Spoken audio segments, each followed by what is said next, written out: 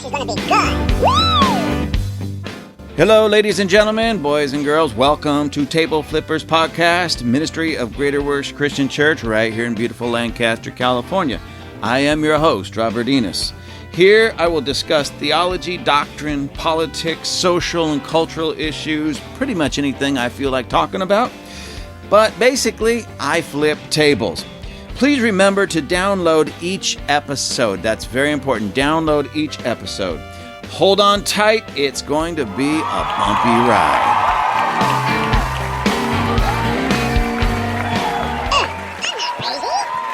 My last episode of this podcast was entitled Asbury Revival? ? Could it be? ? Now the reason I titled that because I wanted to talk about the Asbury Revival, or what they're calling Asbury Revival. By the way, ladies and gentlemen, fans, family, friends, cohorts, in-laws, outlaws, if it sounds like I'm a little nasally, it's because I'm a little nasally. Don't worry, it's not COVID. Otherwise, I'd be wearing a mask right now so you wouldn't catch it. That was a joke, and I hope it didn't go over your head because you're listening to a podcast, okay? Anyways, I am a little bit nasally, so I apologize for that. So if I clear my throat or if you hear like a pause or a break, it's probably because I was blowing my nose or coughing up or something. But I did learn something. Excuse me. I did learn something about, I hate to say it like this because it can bring images of something gross and disgusting, but I did learn something about phlegm, mucus, and such. The kind that gets in your lungs and, you're coughing and trying to get that out and everything. Salt. Salt is wonderful for that. So I came across this video by Dr. Berg about salt and mucus, and he was saying how you just take a little pinch of salt, throw it in your mouth, gargle with warm salt water, drink some salt water, get out to close to the ocean and just start breathing in that sea air, that ocean air with all the salt in it and everything. So, of course, I'm not that close to the ocean, so what I did was I just walked into the kitchen. I always keep, in my house, we don't use the regular table salt, the white stuff, because, well, it's garbage. And we use the pink Himalayan salt. So I took a little pinch of that, threw it in my mouth, and just let it dissolve slowly in my mouth and kind of let it go down my throat slowly. And I'm not saying I had a 30-second, in 30 seconds I felt 100% better, but I let a little time go by, and I did it again. And I even had like a mister kind of a thing that humidifies the room, and I put a little bit of salt in there, and so I was breathing a little bit of salty air, not super, super salty, but salty. And let's see, what else did I do? And then this morning, of course, I got up. I did the same thing. I popped some salt in my mouth, let it dissolve and go down. I had a cup of coffee. I've been trying to cut down on my caffeine as well, but this morning I just felt like I needed a little bit of a pick-me-up, so I had about half a cup of coffee, just straight black coffee. So I threw a little bit of salt in there, drank it. Couldn't even really taste it because I didn't put that much in there, but took a pinch, threw it in there. I had some soup for lunch, some chicken soup, and so I threw a little extra salt in there. And if anybody that really knows me knows that I don't really like a lot of salt, especially on my food, and because I really like to taste the food. I use sauces, but I don't put a lot of sauce on it. As a matter of fact, if I order barbecue chicken somewhere, I get the barbecue sauce on the side so that I can, with my fork, tear off a piece of that chicken and then just dip a corner of that chicken into the sauce. So by the time I'm done eating, I still have more than half, probably 3/4 of that sauce still in the little cup they give me, instead of having it slathered on there. I know a lot of people like it slathered, but I started doing that because, as much as I like barbecue sauce, I also like the meat that it's on. Same thing with salt. As much as salt itself, I actually, unless it's real super, super salty, but I can throw a pinch of salt in my mouth at different times for various reasons, because a lot of people say, oh, you can't do that. It'll make your blood pressure go up. When I was dealing with really high blood pressure, that was the first thing that people would tell me, including doctors: get the salt out of your life. So I did. And guess what? It did nothing for my blood pressure. Nothing. It made everything taste bland. And so, what the real problem is, ladies and gentlemen, just so you know, now I'm not a doctor, so please check with your doctor. Check with some health. And if your doctor tells you don't have salt because of your blood pressure, truth is, what I would suggest that you do is go find more of a holistic doctor and dump that white coat doctor who just wants to tell you things like don't eat salt, right? And put you on a pill and things of that nature. Go find a holistic doctor that's going to help you change your diet and tell you the truth about these things. Because here's the truth that I learned from a holistic doctor. And again, I am not a doctor, so don't take my medical advice. And if you do and something happens, don't come blaming me, because I'm telling you right now up front, I am not a medical doctor. I'm just telling you what's worked for me. I'm telling you what I've been told from other doctors along the more holistic side.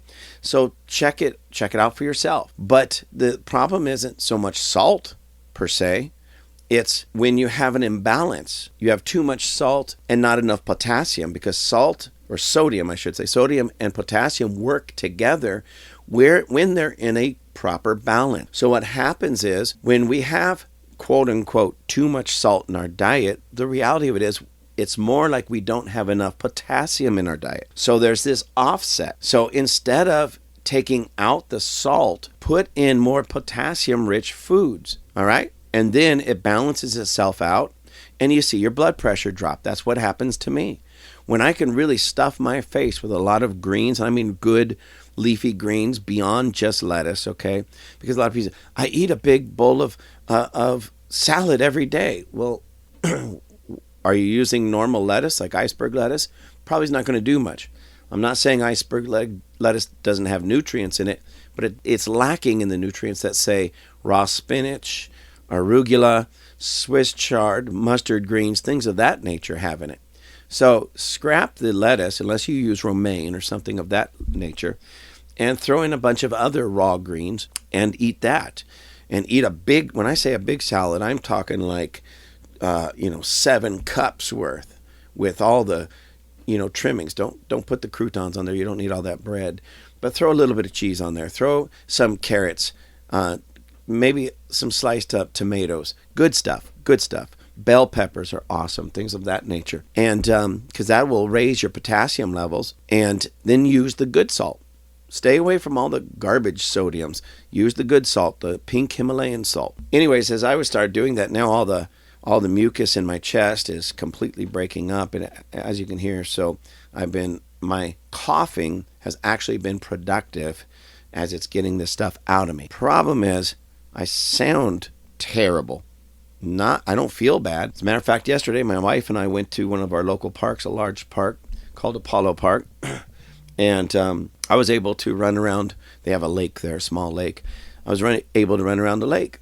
And, and I say run, I mean, I was good at a good clip, good jog. And so about 1 1/4 laps around that thing before I caught up to my wife again. And I checked out on my little app. I have a little app that tells you how far you ran and everything. And it was, I ran a little over a mile. Now here I am, and I was still able to run. So that's a good sign that all of that stuff isn't lodged into my lungs, more like a pneumonia kind of a thing, and it's loosening up and it's coming out. Now, I'm not saying that was an easy mile for me, because, again, I'm still trying to breathe through this stuff, but nonetheless, I was able to run a mile, and at a pretty good clip, for me. I'm not much of a runner, but for me, that was a pretty good clip. Anyways, I don't know why I got off on all of that stuff, except to say that if you're dealing with mucus and phlegm in your chest, your lungs and such, try the salt, and again, please, if you're concerned about it, I don't know, I don't want to get high blood pressure. Okay, talk to your doctor, talk to a holistic kind of doctor. And a lot of chiropractors, not all, but a lot of chiropractors have that holistic approach to health and healing. So you should be going to a chiropractor anyways, because when you get your neck and your spine aligned, everything else in your body starts lining up and working better. Anyways, as I was saying, my last episode was about Asbury Revival at Asbury College in Wilmore, Kentucky. And I think I said this in that podcast, but I also put it online that my hopes is that all the big names would stay away, because it's about Jesus, not about them. And what I mean by that is I don't care if, Pastor Big Name or Apostle Big Name or Prophet Big Name shows up and participates, is out in the crowd, worshiping and doing the things that everybody else is doing with them, not looking for attention. That's fine with me. That's perfectly fine. As a matter of fact, I think they need that. They need that. They need to be out there because so many of them are so detached from what God is doing at that level, because they're usually up on the platform behind the podium looking down on the people, heavy emphasis on looking down on the people, that they really don't even know what God is doing with the people. A lot of people say, no, they're up there leading it. No. They might be leading, orchestrating a service, but often pastors miss and leaders miss what's actually going on with the people because they're not down there with the people enough. As a matter of fact, there was a group, Barna, as a matter of fact, research group. This goes back several years, but did this. They do all kinds of research, especially for the Christian world. But what they did was they got a lot of pastors, and they asked them a bunch of questions. And please, I'm not going to remember every exact question, but they asked questions based upon like their church. How's your church doing? Oh, we're really good. Well, how's the worship? Well, it's great. How's this? Great. How's this? Great. And so anyways, they asked all these pastors these questions about their church.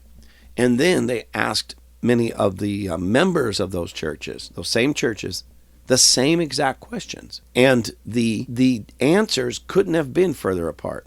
Where the pastors were saying, oh, this aspect of our church is doing phenomenal. The members of the church were going, oh no, this is really lacking. Like for instance, they would ask a question like, how is say, I don't know how they would word it, but the connectedness to your church. How do you think the people of your church feel really connected to you and to one another? Oh yes, it's great. It's spectacular. We have that down pat. It's going great. And then they asked some of the members of that same church, so do you feel connected with your pastor and the rest of the church? Oh, absolutely not. No, it's sometimes heartbreaking. It's sometimes cold. It's sometimes lonely. Those were the types of things that were being asked and answered. So my point on all of that is just because it's a church leader that's around the people or leading the people Sunday after Sunday after Sunday after Sunday doesn't mean they even know what's going on in their own church at the member level. For them, it's great. They take an offering. The offering comes back full. They're able to pay the bills. Okay. They're able to do, everybody looks at them and smiles every Sunday because that's what we're trained to do. And that's what we're supposed to do. But the people down there are broken, hurting, and lonely.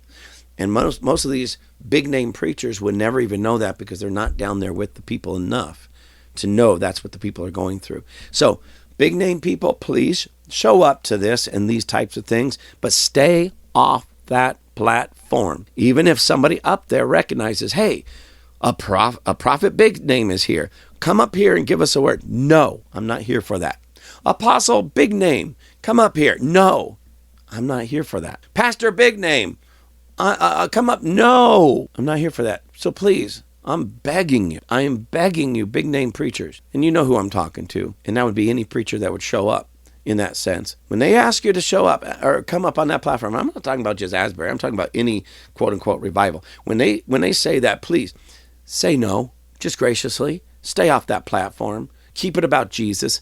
And as far as you as an individual, keep it about you connecting with God first, but also with God through the people that are there who are crying out to God, who are weeping before the Lord, who are humbling themselves before the Lord.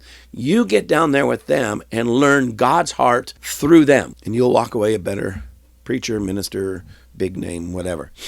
I want to read to you another article about this revival in Asbury. And this is interesting because under normal circumstances, I would never really read from this particular news group. It's called Religion News. And they write and comment and such on, religion. Now, the reason I'd say I would never normally do this is because I'm not into, I would rather read from a Christian perspective.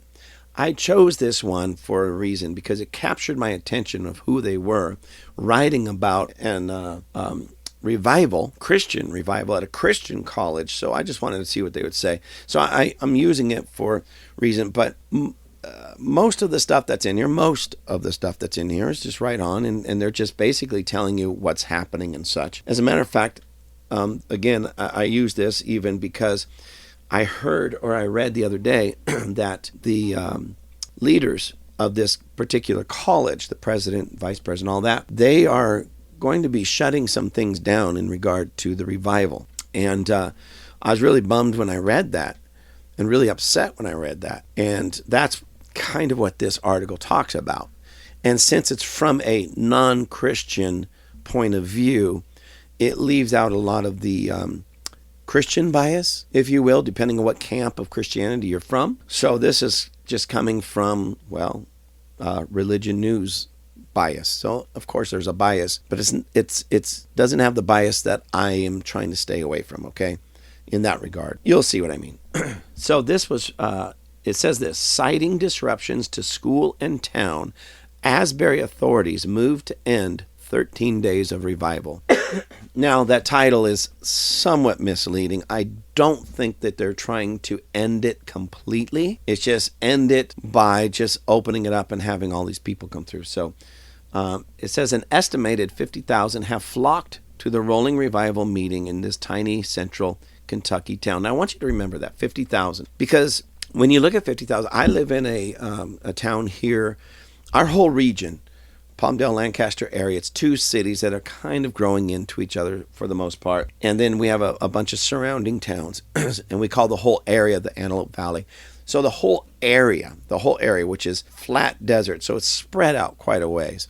So when I tell you this number, please, it's not like, it's roughly 500,000 people, give or take, but in this whole area. So when you're driving through town, you would say, this isn't a town of 500,000. No, it's not. I think there's just under 200,000 in Lancaster, 200,000, somewhere around there in Palmdale, a little bit below. And then with all the surrounding areas, all these little towns and townships all around us, maybe 400,000 to 500,000. I don't really know. I haven't done that kind of research. But my point is, it's so spread out that you would never know there was that many people in this given area. And it's a really large area because it's just flat desert. There's nothing to keep us from really moving and spreading out and growing. So when I say this, give you this number of 50,000 have flocked, as it says, to the Rolling Revival meeting in this tiny central Kentucky town. I'm looking at that. I'm thinking 50,000 a day? Because that doesn't even sound that much. If 50,000 people just showed up in our area for any given thing, and let's say 50,000 a day for a week, in some corners of our area, we wouldn't even know it. Now, we have some like soccer fields out here where they built these soccer fields here in Lancaster, and they host these tournaments. We even have softball diamonds that are one of our central parks where they host tournaments. So I'm not saying we'd have 50,000 people show up for those, but we'd have a huge number, tens of thousands of people showing up for these different tournaments at different times, and we can absorb it in much better, But it doesn't say 50,000 people showed up any one day. Now, this has been 13 days going on, 50,000 people in 13 days. So I want you to keep that in mind as I'm reading this and as I'm talking about this. Now, this was posted February 20, 2023. So that was yesterday. So that'd been Monday, February 20, by Fiona Morgan. Wilmore, Kentucky, RNS. I don't know what that means. Anyways, after an estimated 50,000 Christian worshipers, celebrity pastors, and onlookers flocked to a Rolling Revival meeting at Asbury University over the past 13 days, the school's administration announced a new, limited schedule for prayer services in hopes of restoring order to the campus in this tiny central Kentucky town. So they're doing this to restore order. I didn't know there was no order. That's not any of the reports that I'm hearing. I've been hearing that this has been very orderly. If you can't get into the building where this is being held inside, they have TV screens and speakers and such outside where you can sit on the lawn or wherever and watch it in a very orderly manner. Anyways, let's go on. Asbury University President Kevin Brown made the announcement Sunday, February 19th, telling those attending the revival, we had authorities that had to redirect traffic away from Wilmore. Our town's institutions and our town's infrastructure is just not in a place to absorb the influx of the blessed guests that we have had. I want to talk about that in just a moment because I have some comments that I'm going to stop and make in this. And I'm going to hold this particular comment, but it's coming up. This unprecedented number of people coming to Wilmore, a town of about 6,000, has caused safety concerns. Asbury administration said it had no other option but to enforce more regulations. Had no other options. Now, like I said, to the best of my knowledge, and I don't know everything because I'm not there, but to the best of my knowledge, they haven't had any problem. So they've had safety concern. And from one of the other articles I read, one of the staff members was one of the ones that brought up the safety concern. I am so sick and tired of people having any kind of concern about something, including safety, that's unwarranted. They have police in the town, don't they? They got state troopers. They have probably campus security. And they got a whole group of Christians, thousands at a time, on the campus. If they can't keep the peace, there's something sorely wrong with them. Don't get me going, ladies and gentlemen. This is one reason why I said early on, I really hope people will learn to steward this instead of control it. And now what we're seeing is the control coming instead of the true stewardship. Anyways, let me go on. Some 7,000 people arrived the previous day alone, according to authorities. Okay, 7,000. Keep that in mind, 7,000. More than 3,000 of them waited outside in line in 30 to 40 degree weather, watching a simulcast on outdoor screens of the proceedings inside Asbury's Hughes Auditorium. Okay, 7,000 show up. I don't know what happened to the other 4,000 because this room that they're in is supposed to only hold like 1,400 or 1,500 people. I think they might have some other outbuildings that they've turned into like overflow. I don't know. So, but nonetheless, 3,000 people are waiting outside, and the temperature was as low as 30 degrees, and they were watching this simulcast outdoors. Still, I'm still waiting to hear of all these major problems when people are willing to stand outside in that kind of cold and they're worried about safety concerns. Anyway, this is unprecedented for our university, said Mark Whitworth, Asbury's vice president for intercollegiate athletics and university communications. It is obvious that God's hand is on this. Pay attention to what he says. It is obvious that God's hand is on this. We've seen that in just how he's met our needs spiritually and even logistically, he added, pointing to the state police and deputies from sheriff departments from neighboring counties who came to assist the overwhelmed Wilmore police force. The overwhelmed Wilmore police force. What are they overwhelmed for?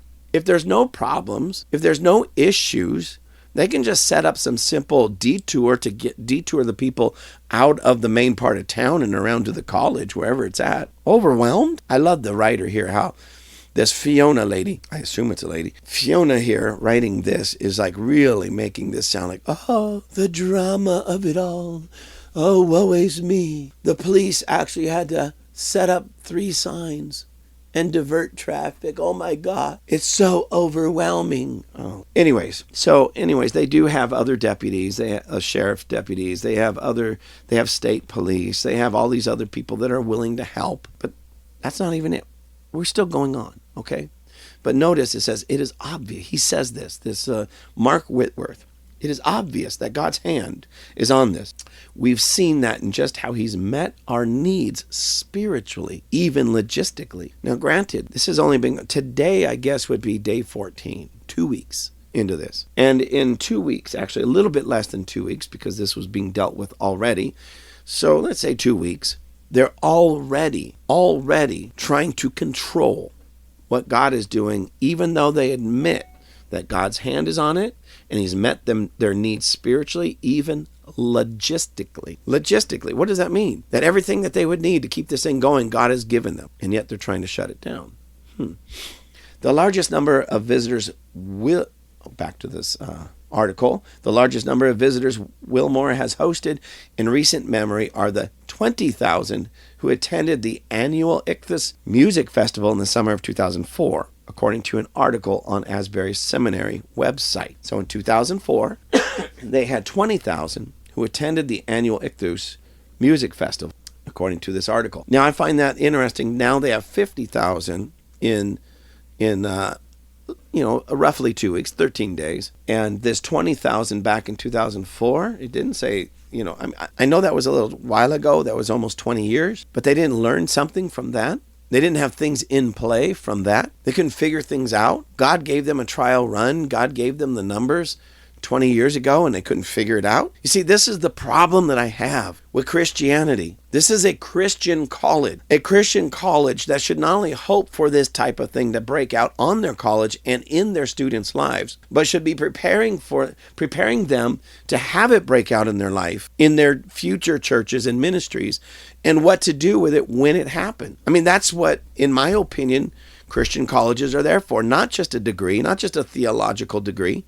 That's good, but really, what are you going to do when God just shows up in a manner that you're not prepared for? Well, be prepared for it as much as possible. I'm heartbroken to even say this, because I'm saying this about my own people. But I've asked even my own church this question over and over and over again. What if on some given Sunday, and we start at 10:30, so if you want the world's greatest church, come to Greater Worship Christian Church here in Lancaster, California, 10:30 Sunday morning. Hope to see you there. But let's say 10:30, we're about to start the service, and we look out the door, and 1,000 people are out there lined up. What are we going to do? Right now, we have a very small building because we are hoping to build. We bought a piece of land. We converted a large house into a sanctuary, and we're going to build on the other side. We just haven't we're not at that place to do that just yet, so we're making do with what we have. But even still, let's say our sanctuary only seats 120 people, whatever it is, and then 1,000 people show up. What are we going to do? What are we going to do? It's not that our land can't handle 1,000 people. Our building can't. So what are we going to do? I'll tell you what I'm going to do. Okay, everybody, hey, pillows, blankets out on the grass, out on the floor, in the dirt, on the sidewalk, whatever. Let's kick these speakers outside, from the inside to the outside. Let's add to it so that everybody can hear it, everybody can see it, everybody can be a part of it. And if we have to do this outdoors for a season, then we're doing it outdoors. If our particular, we just can't handle it there right on that spot, we'll go rent a place. We'll do whatever we can do to facilitate a move of God. We're not going to shut it down. One of the things that I saw that they did, and I kind of had mixed reviews about it, was they would, they're going to have between, like, say, this time and this time, nobody over 25 can show up. This is just for the younger people. High school and college age young people, and then it'll be open for everybody after a certain point in time. In a way, I don't have too much of a problem with that, because you're trying to keep the crowds a little bit acceptable, size, but you're also, because it broke out with these college young people, you're facilitating it for the young people primarily. And now when they have to get off to school, they have to go to class, they have to do their homework and everything, which they should be doing, okay? You can still go do all your stuff and then come and be part of the revival. Then let the other people do it while they're doing their thing. So I like it just open to everybody at all times, but sometimes in a situation like that, you have to do what you got to do. But I would like to think that no matter what, 500 or 1,000 people just showed up at my door on any given Sunday, we would make a way as long as we needed to. Anyways, what was I? Oh yeah, 20,000 people, blah, blah, blah, blah, blah. So here's some of my notes on this, looking at these numbers. It says 50,000 people have visited Asbury College since the revival began. And that was, at the time of this writing, 13 days ago. 13 days. I'm going to take just 10 days, okay? Just to make it easy and do some math for you. Okay, so 50,000 people in 10 days, that's roughly 5,000 people a day that come to this revival. Just 5,000 people a day, all right? Wilmore, Kentucky, now check this out. I looked at the map and everything, is approximately 30 minutes from Lexington, Kentucky. So Lexington and the surrounding area, the population is about 750,000 people, just roughly 30 minutes away, okay? You get to an area of 750,000 people, all right? So an extra 5,000 to 10,000 people a day should not be a problem when Lexington is just 30 minutes up the road. Why? Because all the people that show up for this, they're going to need hotels, they're going to need gas, food, things of that nature. Lexington, go to Lexington. And when you look at a map, there's other towns, close to, what was this, Wilson or whatever, somewhat close. But Lexington's only 30 minutes over. Lexington is the second largest city in Kentucky. And it's just up the road, 30 minutes or so. So less than an hour drive They got gas, they got food, they got lodging, all of that. And not everybody that comes will need really any of those in that time frame, because they might drive in. It might take them an hour, make them 2 hours if they're coming in from the surrounding areas. They come in, they spend a few hours there, they spend the day there, and then they go home. So it sounds like, they're just so overwhelmed. I don't believe they were overwhelmed. I'm just going to be honest. I don't believe that they were so overwhelmed in that little city. Not the way they're making it sound. We here in my own hometown, we have the fairgrounds, and once a year, they have the fair, and it goes, I think this year it was like 2 weeks long, but nonetheless, at least a week long, and thousands upon thousands upon thousands of people show up. I mean, thousands of people. Doesn't overwhelm our city, doesn't overwhelm our region, and unfortunately, we live in a place where people like to break out in fights and steal and do all kinds of stupid things, and it still doesn't overwhelm the rest of us. So an extra 5,000 Christian on a Christian campus in this town, with Lexington a half an hour away. This is what bothers me, ladies and gentlemen. Now, I don't know the situation they do. I'm just saying there's got to be a better way of doing this without shutting it down. There's got to be a better way of maneuvering this without shutting it down. There's got to be, because the numbers just don't crunch for what they're saying. I mean, I can almost see them with their head back, the sullen look on their face, their wrist up to their forehead. Oh, the drama. We are so overwhelmed. Oh, we had 5,000 people on our little campus. Can you believe it? Oh, the terror. Oh, my goodness. Anyways, I just hope that they get really down to this and are honest with themselves. I think they can pull this off, to be honest with you. Anyways, let me get on with this. Monday was the last day that revival services in Hughes were open to the public. Tuesday and Wednesday, only those 25 and younger were allowed in Hughes for services at 7:30 p.m. The public may watch services from other simulcast venues or from a live stream on Asbury's website. Services in Hughes will end on Thursday, which is National Collegiate Day of Prayer, with a service at 8 p.m. for anyone 25 and younger. Updates to the schedule and other information is available here. And there's a little link there for more, and I'll put the link in the comments so you can click on this and read it if you want. Out of respect for people still traveling to Kentucky, Brown said continued services will be held at other venues in central Kentucky, yet to be announced. Now, thank God somebody's opening in some other doors for this to continue. And I pray that it will continue, because sometimes, I'm not saying all the times, but sometimes God says, no, I want a revival here. Don't try to take it anywhere else, because I'm doing something spectacular right here.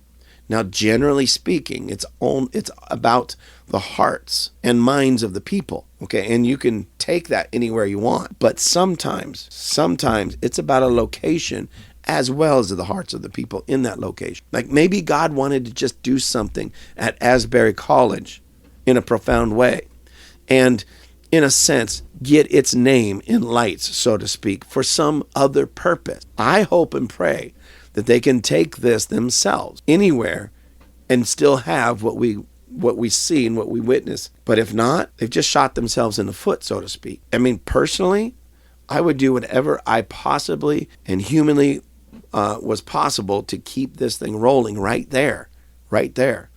Anyways, let's go on. University officials hope that those who have attended will bring revival into their own communities.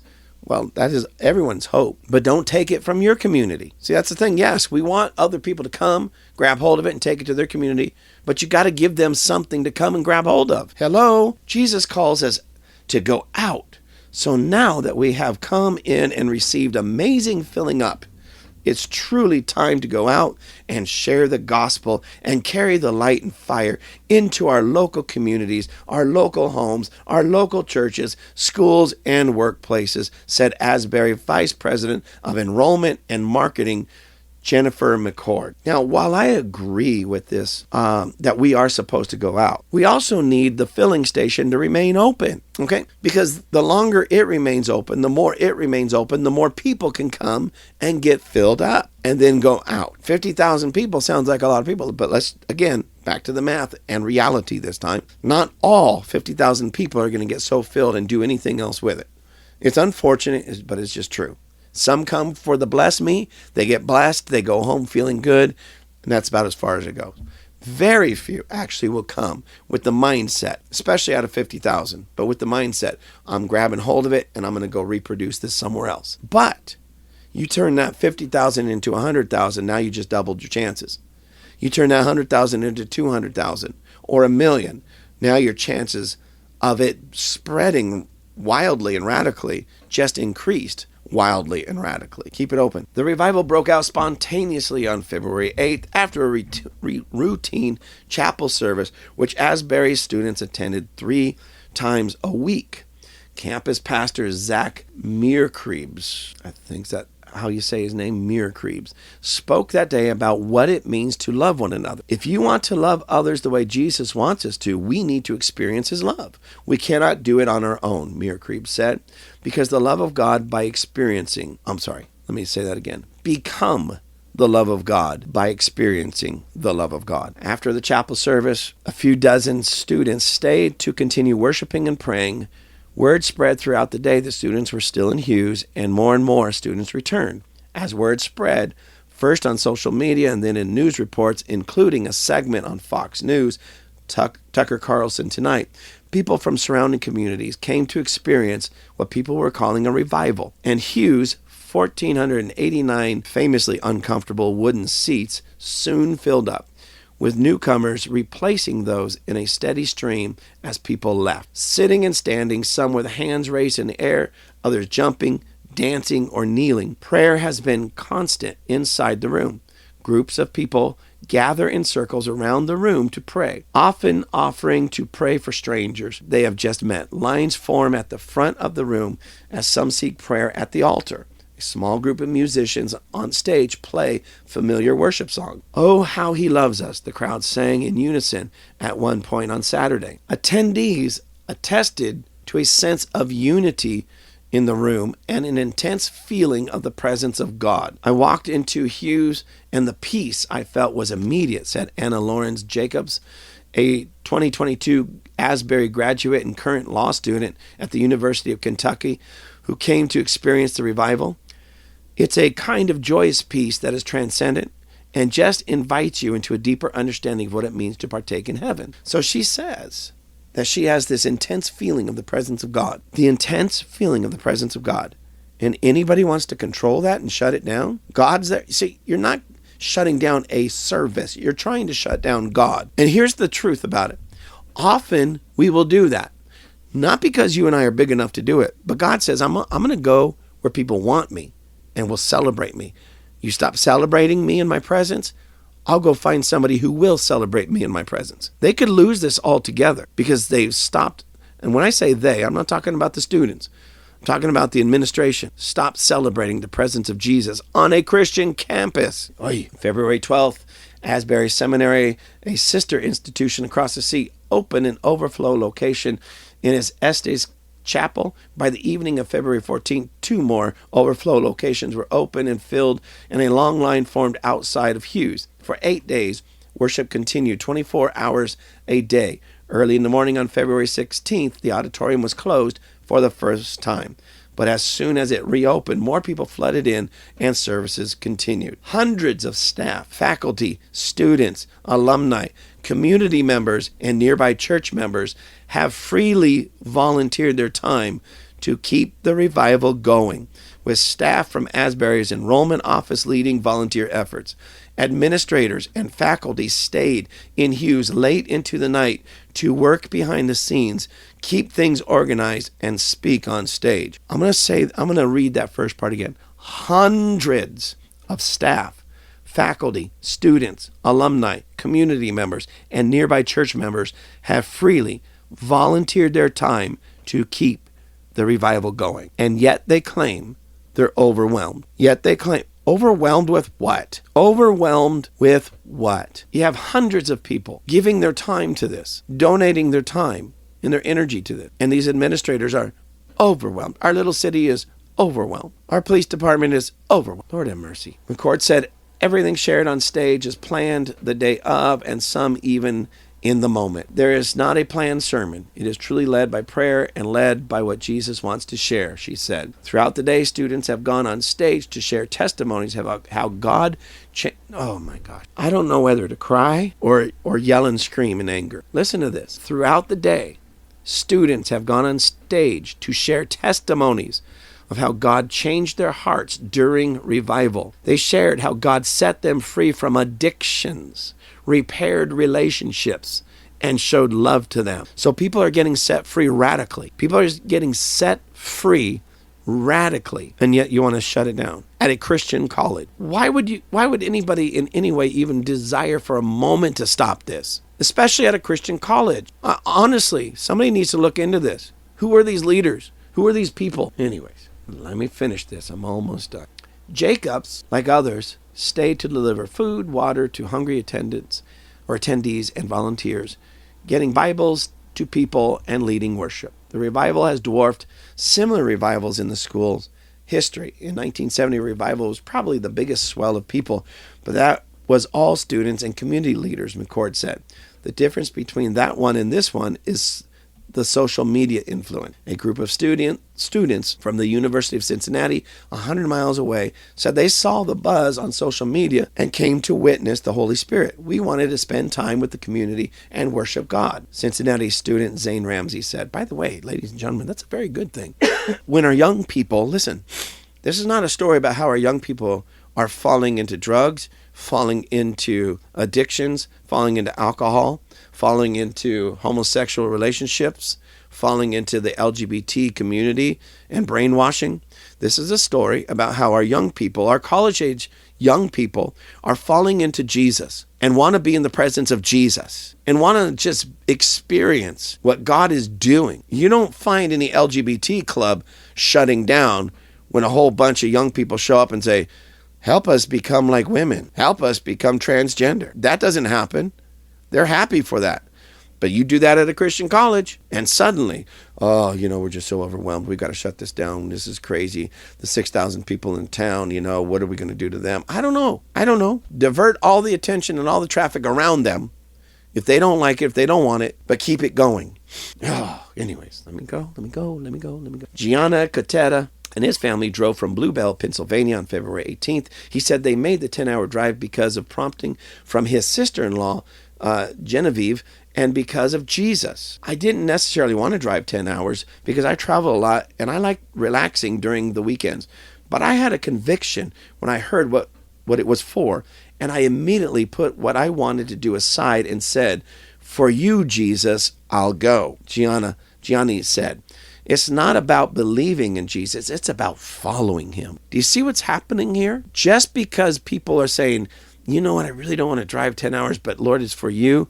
They're starting to recognize a deeper understanding of their relationship with Jesus. And now there's some that want to remove and say, we're no longer holding this, which is going to really hurt people like this.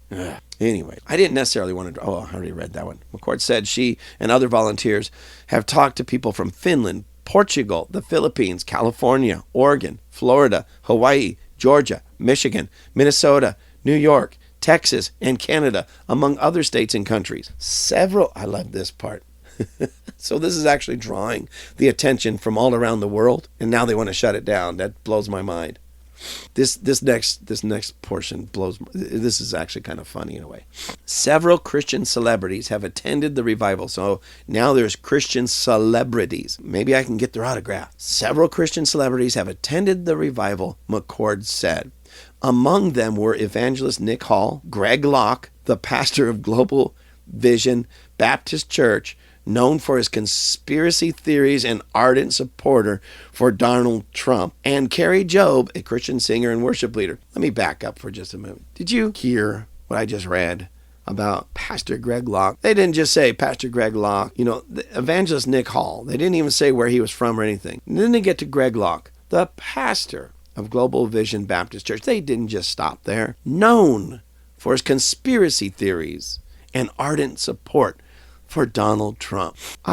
This is so mind-boggling to me. It's so mind-boggling for anybody in the journalistic community to write something so absolutely brain-dead and stupid. Number one, I don't know if she was just quoting this person, McCord, or through this in herself, but Christian celebrities? I didn't know in Christianity there were actually celebrities.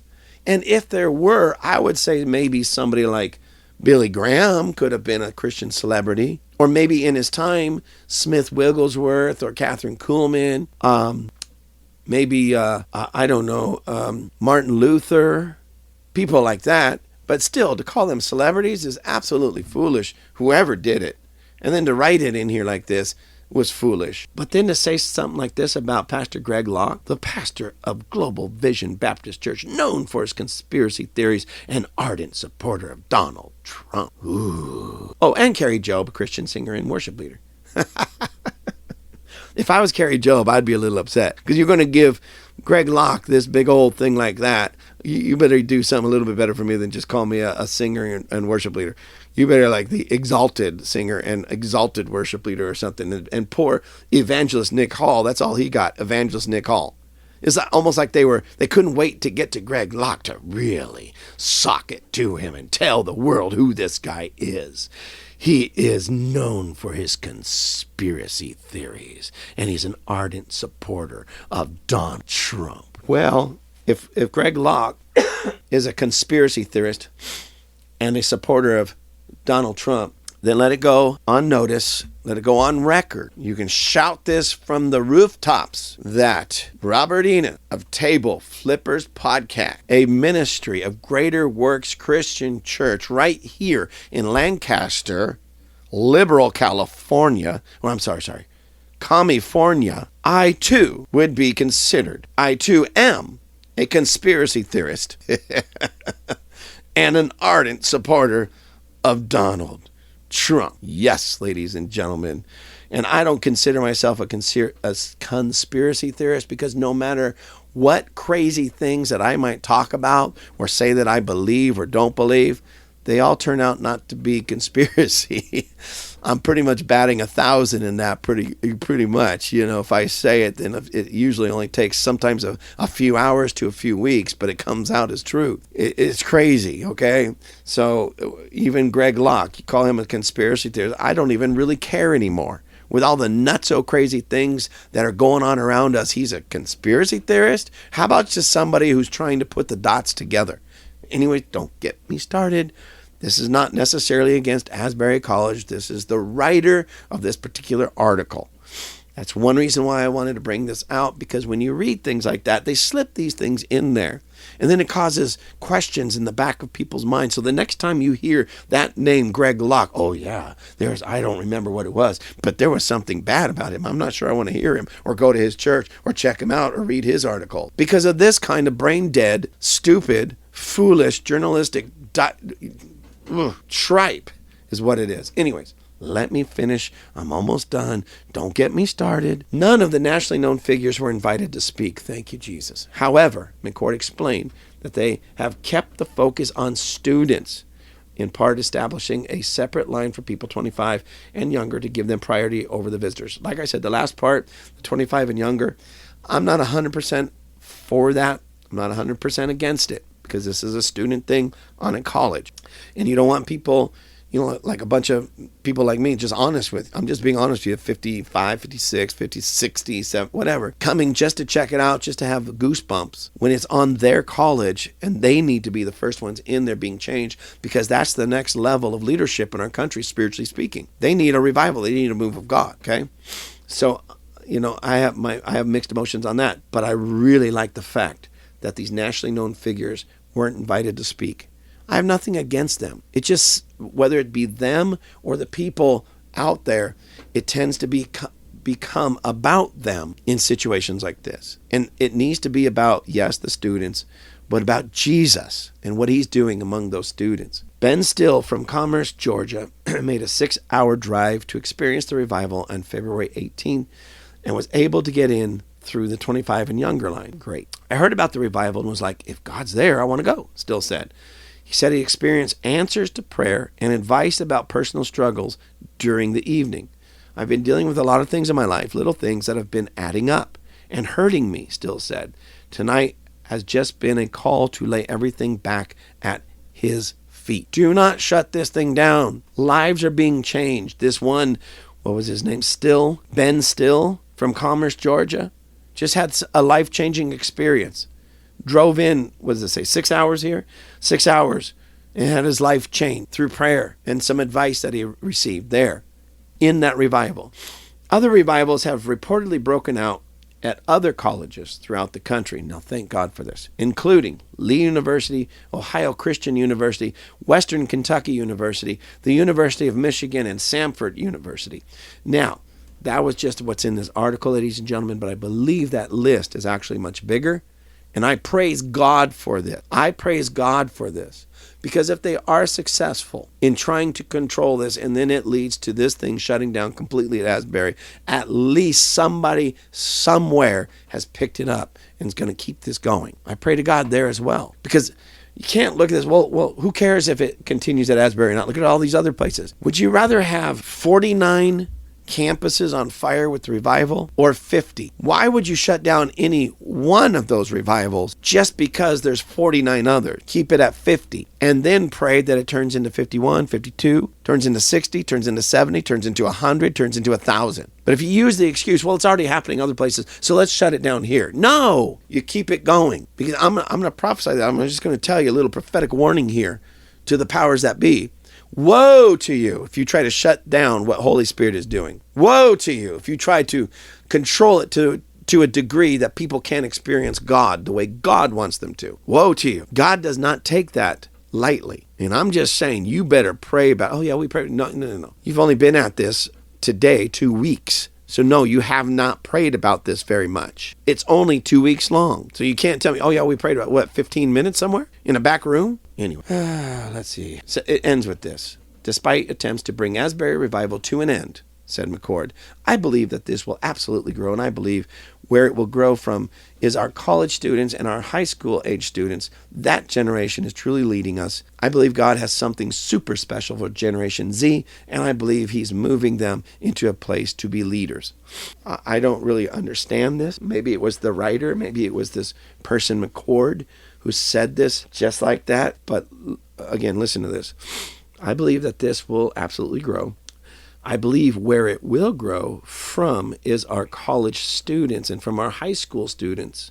That generation is truly leading this. I believe God has something super special for Generation Z, and I believe he's moving among them into a place to be leaders. Well, if they're leading this, they're already leaders. Get out of their way and let them lead this. But at the same time, because they're so young, the Bible warns us about putting a novice in a position of authority and power. And I'm not saying you take these people out of this leadership role because God chose them, but the older, more wise, instead of shutting it down, should be offering direction, advice, and prayer, and even mentorship on how to keep it going. See, what I think the problem is, this is just me, this is my take, this is my opinion, is that a lot of these administrators and the older crowd, I'm talking about the leaders, the administrators and such, they've never experienced anything like this, so they don't know what to do.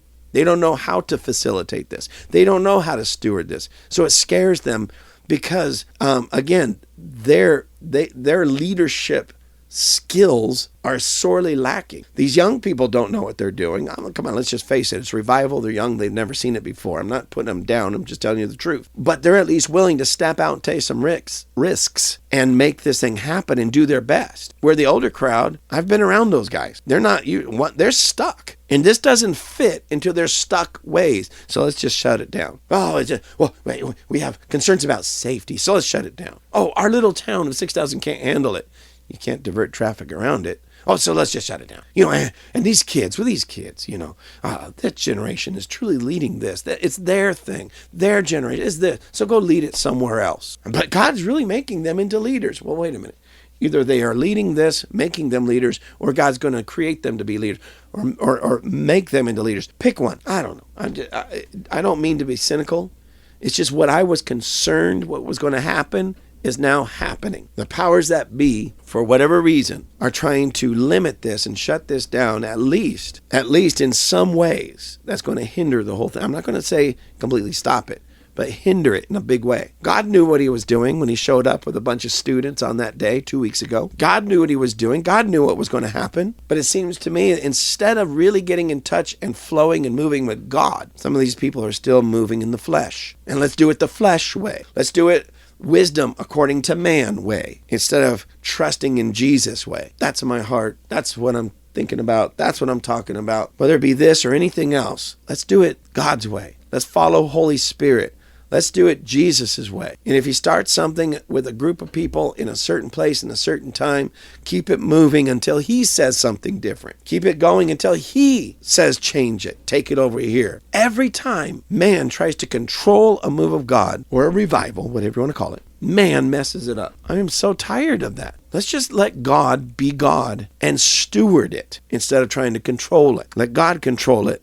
We steward it by his control, by his design. Anyway, all these other places that are breaking out, listen, ladies and gentlemen, Christians out there, I pray that you would really, number one, pray that this start breaking out, something similar. Doesn't have to be exactly like this, but something similar in your own church, in your own school, in your own living room, and just start making it happen. Just make it happen. Get in there and just start praying and worshiping the Lord until he shows up. And when he shows up, I can almost guarantee, because this is like the season of time that we're in, he's going to show up in a very, very, very similar way as to this. And who knows, if this breaks out in your living room, you might have 2,000 people trying to get into your front door one day. What do you do then? I don't know. Figure it out. Figure it out. But anyways, get ready, because revival is sweeping this nation. Get ready, because what you're seeing now, again, is still just infancy. And when God really breaks out, really breaks out and matures this thing, we ain't seen nothing yet. You got that right.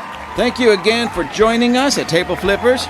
Please check out our merchandise. We have hats, hoodies, water bottles, all kinds of cool things. You can find all of our merchandise at tableflippers.com. That's tableflippers.com. And please write me. Please let me know how I'm doing. Write me at gwccrobert, that's one word, gwccrobert@gmail.com. Give me the good letters, give me the bad letters, tell me the great things I'm doing, tell me the bad things I'm doing. I want to hear it all. Have a great day.